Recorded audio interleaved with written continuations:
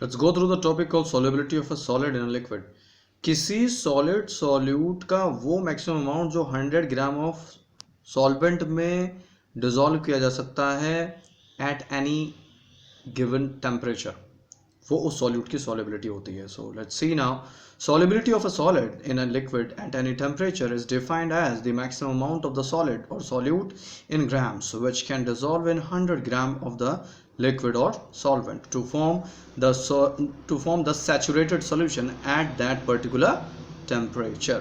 So there are many factors which affect the solubility of a solid in a liquid. First is nature of solute or solvent. Ionic like NaCl, polar solute like sugar dissolve more in polar solvent like water, whereas naphthalene, anthracene are more soluble in non-polar solvent like benzene, ether, carbon tetrachloride, etc. So we can quote like dissolves like, यानी कि solute जिस nature का होता है वो उसी nature के solvent में डिसॉल्व होता है. अगर सॉल्यूट पोलर है तो पोलर सॉल्वेंट में ज़्यादा डिसॉल्व होगा, अगर सॉल्यूट नॉन पोलर है तो नॉन पोलर सॉल्वेंट में ज़्यादा डिसॉल्व होगा. This is due to the similar solute solute solute solvent and solvent solvent interactions. कोई सॉलिड किसी सॉल्वेंट में तभी डिसॉल्व होता है जब उसकी हाइड्रोजन एंथैल्पी उस सॉल्यूट की लेटेस्ट एंथैल्पी से ज़्यादा होती है. Let's see now the effect of temperature. If the process of dissolution of solute is endothermic, मतलब हीट एब्जॉर्ब होती है. According to Le Chatelier principle, as the temperature is increased, equilibrium will shift in a direction in which heat is absorbed, that is in the forward direction. Solubility increases continuously for endothermic dissolution processes.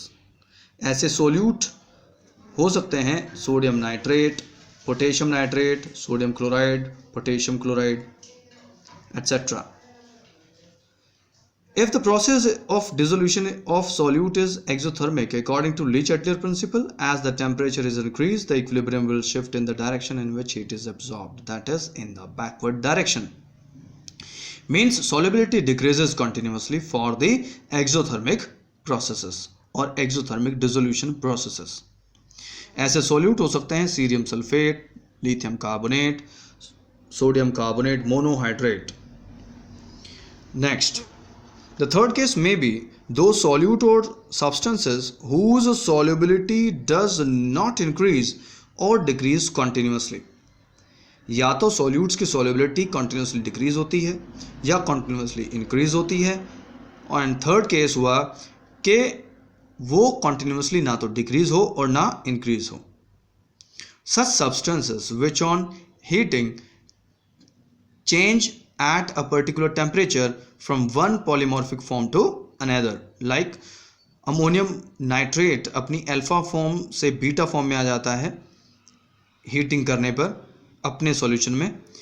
वहीं पर sodium sulphate decahydrate 32.4 degree Celsius से ऊपर होते ही anhydrous form में आ जाता है और discontinuously ये चेंज होता है.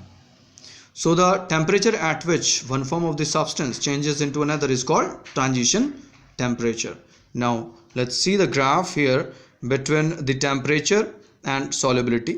You can see for KNO3 the solubility of KNO3 in its solvent is increasing continuously on increasing the temperature, जबकि सीरियम सल्फेट की solubility डिक्रीज होती है continuously. लेकिन सोडियम सल्फेट डेकाहाइड्रेट के लिए solubility टेम्परेचर बढ़ाने पर इंक्रीज हुई 32.4 डिग्री सेल्सियस तक, उसके बाद डिक्रीज हुई और अपनी एनहाइड्रस फॉर्म में सॉल्यूट आ गया, that is sodium sulphate. Effect of pressure, actually effect of pressure is negligible on the solubility of a solid in a liquid. So pressure has very little effect on solubility of a solid in a liquid because solid and liquids are highly incompressible.